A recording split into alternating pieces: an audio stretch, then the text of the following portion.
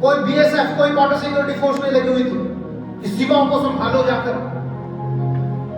दाऊद की सारी सेना राजधानी में रहती थी, उसके पास ही रहती थी।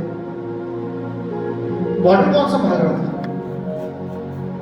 वचन में लिखा है परमेश्वर ने आसपास के राजाओं के मन में ऐसा भय डाल दिया था दाऊद के प्रति, वो डर के मारे कि दाऊद से कोई उसके विरोध में आता ही नहीं था। ऐसा भय लोगों के मन में छा दिया था, लोग डर के मारे ही उसको गिफ्ट्स, चीजें, सोना चांदी, ना जाने क्या क्या उसको देते रहते थे। खुद वो टैक्स भर देते थे उसको कि तेरे को जो चाहिए दे, हम खुशी से तेरे को दे रहे हैं, बस हम पर आक्रमण मत कर दी। पर क्या हुआ? There was a change, एक बड़ा चेंज आया। जैसे ही राज सुलेमान के हाथ में आया, उसने क्या करा? उसने एकदम से जो सारी सेना बीच में रहती थी, उसने सारी सेना सीमाओं पर लगा दी। What it shows? It totally shows that he was more depending on his own forces rather than the safety of God. इसने दिखा दिया कि उसको अपनी सेना पर सीमा सुरक्षा के लिए ज्यादा भरोसा था, इसके बजाय कि वो परमेश्वर पर भरोसा करता। ब्लेसिंग तो वो पिता वाली चाहता था, आशीष तो चाहता था कि जैसे परमेश्वर ने मेरे पिता के साथ अपने वायदों को निभाया, जैसे परमेश्वर ने अपने कामों को मेरे पिता के साथ होकर किया है, वैसे ही यहोवा परमेश्वर मेरे साथ भी करे।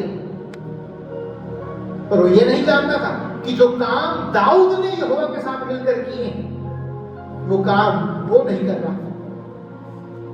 हम कई बार we only focus on the actions of God, but sometimes we forget that we also have to take some actions. हम कई बार प्रभु से तो कहते हैं प्रभु ऐसा हो जाए, वैसा हो जाए, ये कर दो, वो कर दो, पर हम कई बार ये भूल जाते हैं कि प्रभु हमसे भी चाहता है कि हमें भी कुछ काम करने हैं, हमें भी कुछ चीजें करनी है जो प्रभु को एक्टिवेट कर देती है उसके कामों को करने के लिए। अगर कभी प्रार्थना में बैठोगे ही नहीं, आप कहो प्रभु जी बड़े काम कर दो, कभी प्रभु से मांगोगे नहीं, कहो मेरे को जवाब मिल जाए, होगा? नहीं होगा। तो वचन में लिखा मांगो तो तुम्हें दिया जाएगा, ढूंढो कि तो पाओगे, खटखटाओगे तो तुम्हारे लिए खोला जाएगा। वचन क्या दिखाता है? First we have to do some action. पहले हमें कोई एक्शन करना है, उसके रिजल्ट के अंदर प्रभु का काम होता है। कर दो फिर मैं करूंगा एक्शन। एक्शन हमने करना है, बाद में प्रभु अपना काम करके दिखाता है। प्रभु ने अपने चेलों को आज्ञा दी थी, अपने चेलों को आज्ञा दी थी, क्या कहा था? कि तुम सारी दुनिया में जाकर क्या करना? सुसमाचार सुनाना, है ना? क्या कहा था? तुम सारी दुनिया में जाकर दुनिया के छोर तक मेरे गवाह ठहरोगे। तुम सारे यरूशलेम में, यहूदिया में, सामरिया में और दुनिया के छोर तक मेरे गवाह होगे।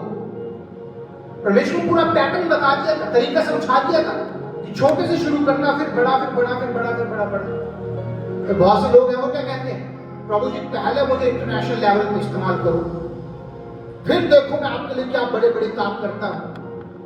अगर कोई उससे पूछे कि तुमने यहां पर कितने लोगों को बचाया, आज तक कितने लोगों को तुमने वचन सुनाया, कि वो तो आज तक नहीं सुनाया मैंने को। तो अगर अपने एरिया में आज तक कोई आत्मा नहीं बचाई, तो आप सोचो कि प्रभु इंटरनेशनल लेवल पर कर दे आपको महान रीति से इस्तेमाल, नहीं होने वाला।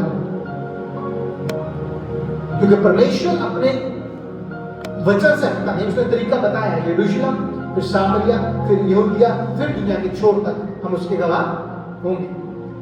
हम क्या कहते हैं? प्रभु जी पहले आप एक बड़ा काम कर दो, मेरे लिए रास्ते खोल दो, मैं यहाँ चल जाऊँ, वहां चल जाऊँ, इस देश में, उस देश के अंदर, फिर देखो मैं आपके कैसे बड़े बड़े काम करता हूं। पहले आप यहाँ कुछ करके दिखाओ। वचन में साफ लिखा है, वचन में साफ लिखा है, वहां लिखा है जो कोई छोटे में वफादार होगा, परमेश्वर उसको बड़ी चीजों की जिम्मेवारी देगा। हम क्या कहते हैं? प्रभु जी बड़ी जिम्मेवारी दे दो, फिर मैं छोटे छोटे काम भी संभाल लूंगा।